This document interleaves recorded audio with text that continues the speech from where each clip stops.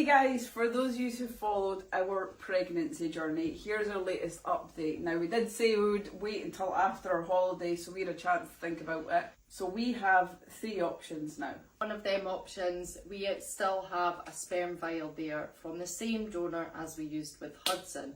So essentially we could do IUI with myself using the same sperm donor. We're not sure entirely would that be a fully medicated cycle like my previous cycles. I'm assuming so because of my endometriosis and polycystic ovaries. I don't always know when I'm ovulating and such like. We definitely have ruled out going for reciprocal IVF because of the timeline and it's constant hurdles of highs, lows, like I can't tell you how much it mentally affects you. Like it's waiting on getting the eggs. Did we get any eggs? Yay, we got eggs. And then it's like, did any of them actually fertilise? Yay, some of them have dropped off. So it's a constant mind game, roller coaster that is hard going. So when we said that was our last reciprocal IVF, that we knew that anyways. Yeah.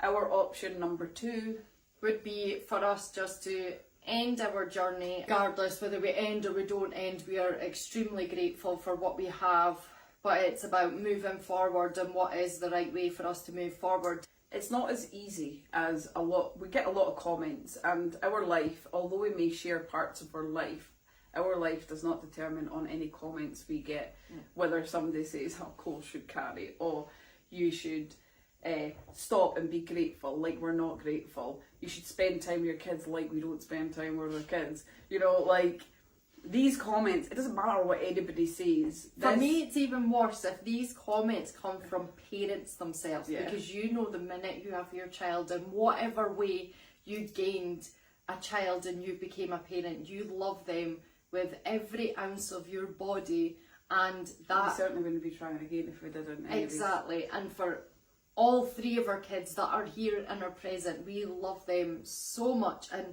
if we wanted to try for 10 more, that wouldn't affect the love we already have for the 3 present. Option number 3 would be adoption.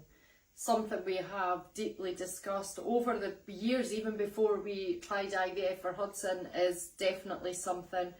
But what I will say, what I don't like, is the assumption that people put onto whether it be couples with fertility issues, whether it be gay couples, lesbian couples, that it should be our job to adopt because we should just do the right thing, and instead of trying because our bodies are naturally able to, that should tell us we should be adopting. We're not doing nothing to please the internet. This is us talking as real as you get and as raw as you get. You're seeing into our living room conversation right now. Their opinions are irrelevant. We're very aware that there's a lot of people that are very supportive of us, and we love and respect you guys so much. We wouldn't have been here without you. We went into the adoption process, which is also really difficult because it's not just like, right, next month we're going to adopt, blah, blah, blah. It is a long drawn process that can take a few years, and it makes it really hard for people to then adopt.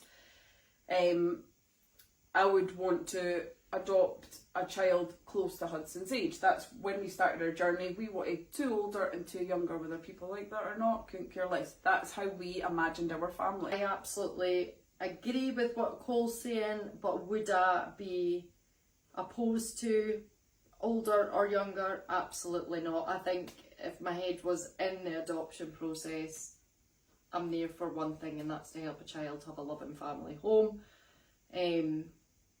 But yes, ideal situation would be the same age as Hudson. If adoption was made easier, I'm sure so many people would choose adoption over and over again. We just don't know. This is where we're at. Again, very raw conversation to be having right now because we haven't decided ourselves. And whether we decide this is the end of our journey, that's because that's what we've decided. I just don't know. It is raw. And whether people understand that or not, again, that goes over my head. It's what we're genuinely feeling. I've got like butterflies in my stomach and I feel sick speaking about it. It's a big thing. And I feel like it's really controversial online. Abbie is very much the hard-headed one that could not care less what anyone in the world says, basically, because what we decide is right for our family is what we decide is right for our family. You're more of an empathist than me. So I think you feel when people say you should do that, that makes me really upset that we're doing something wrong by trying. That would hurt somebody else. Yeah. So Cole is very much an empathist in that way. And I am with my family, with my friends, anything like that. But when it comes to strangers who genuinely don't actually know me, maybe they feel like they know me from on internet, and that's cool. I'm cool with that. You can make whatever you want from that. I'm good. I know my worth as a mum, as a wife, so what negative people have to say literally is water off a duck's back for me. I couldn't care. I spent my life fighting against people like that, and probably half the time being the person they were calling me out for. I am now in such a good place. I know I'm not that person, and I've not been that person for a long time, since I met my wife, to be honest. So now I'm like, I've got all I have ever wanted in life. Your opinion, your negative opinion, means nothing to me. Decision we're going to have to make very soon, because we know if we want to go down the route of IUI, that's going to have to be next month, because again, it's just getting further and further apart. Every big decision we've made in life, it's always been in the bath. It's always been in the bathtub. No funny business. Right, behave yourself.